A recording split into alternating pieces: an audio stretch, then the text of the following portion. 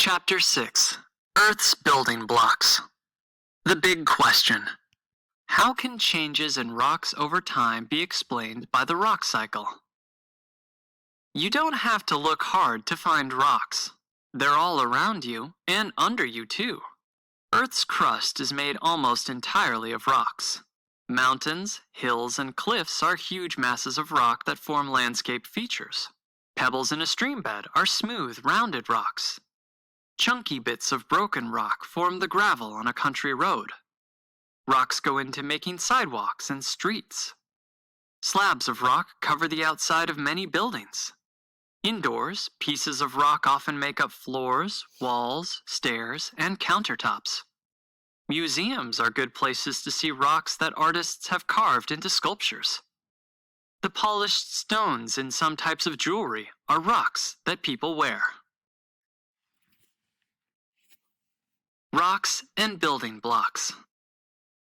Just what are rocks exactly?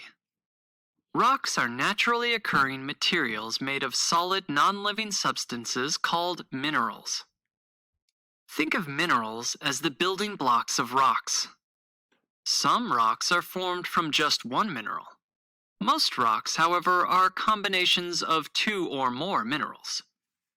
Minerals appear as different-sized pieces or grains in rocks.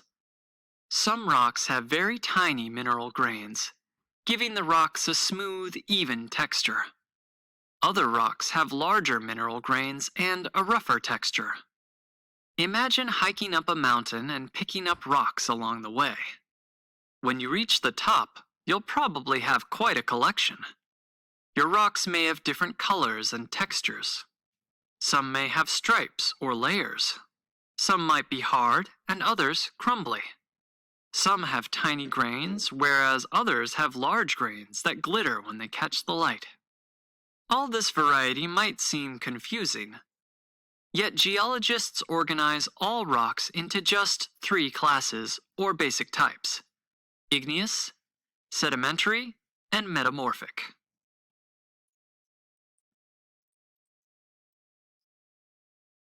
Born from magma, igneous rock.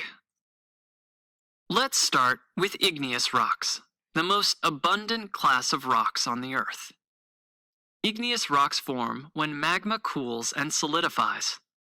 When you think of igneous rocks, think of volcanoes. There are two basic types of igneous rock. One type forms from magma that erupts onto Earth's surface as lava. The lava cools and hardens into rock. The faster it cools, the smaller the mineral grains will be in the resulting rock. Obsidian is an igneous rock formed from lava that cooled very quickly.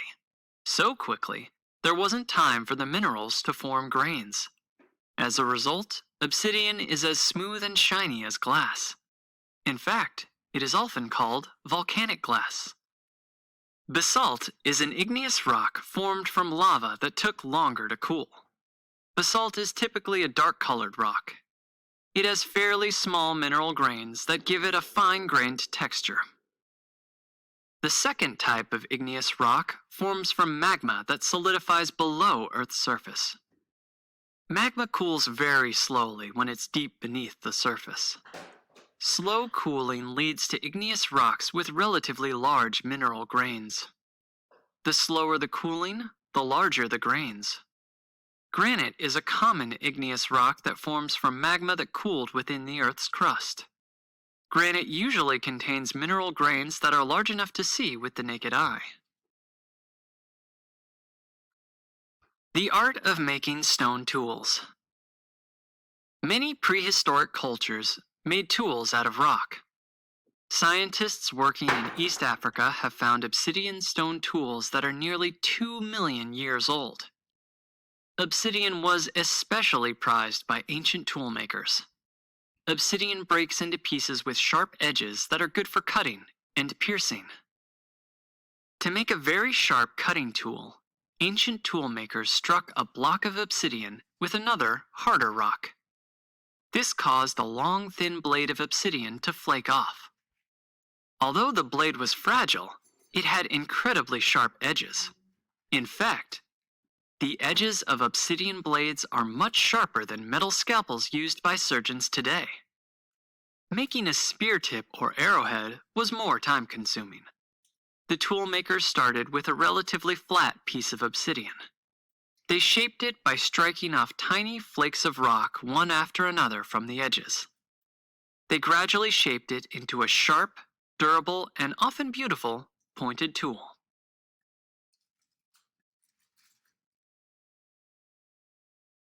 Layer after layer. Sedimentary rock. Sedimentary rock is the second major class of rocks. Sedimentary rocks are made of sediments. Sediments are tiny bits of rock and sand combined with fragments of once living things. Sediments collect in low-lying areas both on land and in bodies of water. They form layers, one on top of another. Over long periods of time, the weight of overlying layers compacts the sediments in deeper layers, squeezing them closer together. Sediments also become cemented or glued together as dissolved minerals fill the spaces between the sediments.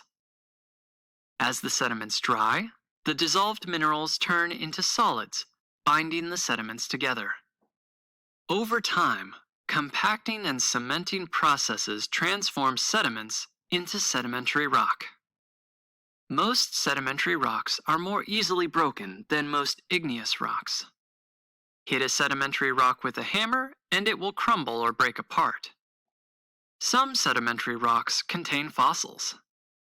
Limestone is a sedimentary rock often packed with the fossilized skeletons and shells of tiny ocean creatures. Some sedimentary rocks get their name from their sediments. Sandstone started as grains of sand, whereas mudstone formed from ancient mud.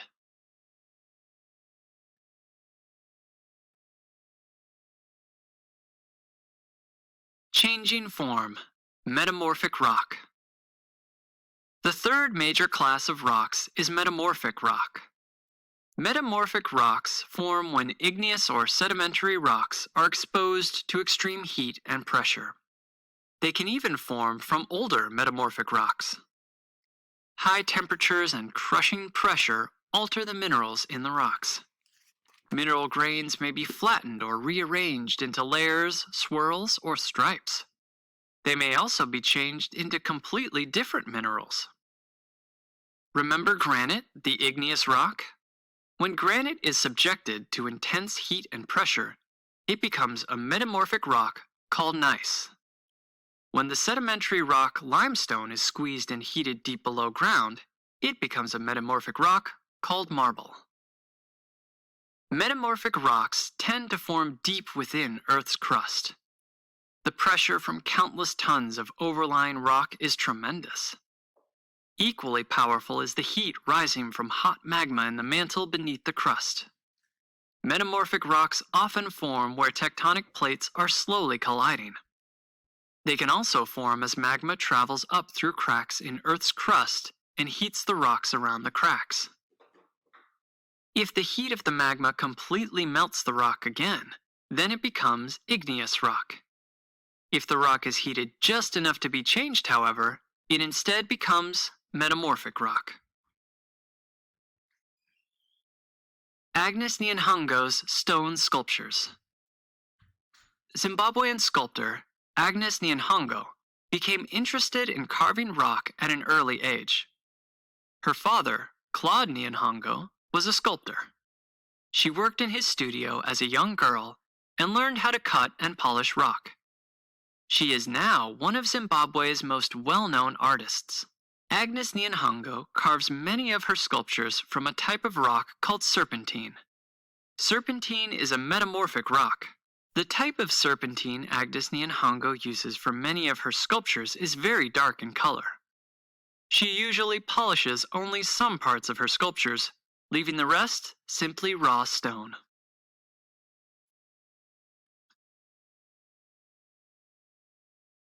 The rock cycle. Rocks you see in the world around you might seem like permanent fixtures. Given enough time, however, all rocks change. They are created, destroyed, and recreated in a continuous cycle. Geologists call this ongoing process the rock cycle. The rock cycle has no starting or ending point. You can jump in anywhere to see how it works.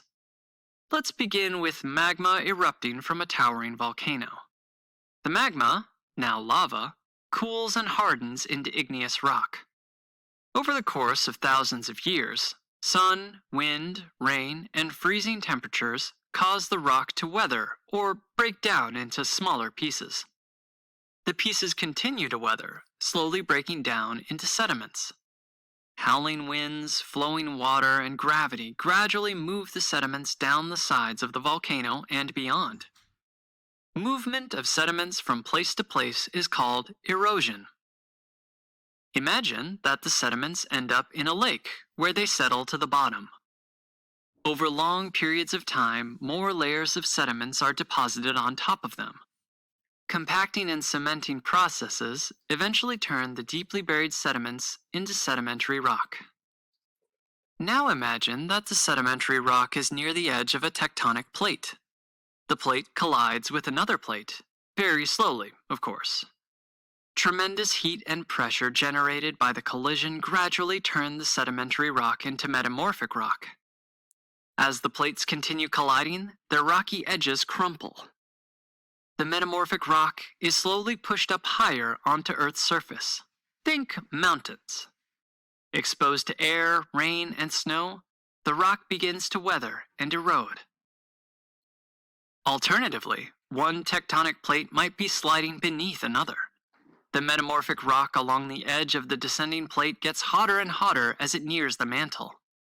At some point, it melts into magma. Magma that someday might erupt from a volcano again. Understanding how rocks change helps geologists understand how Earth has changed over time.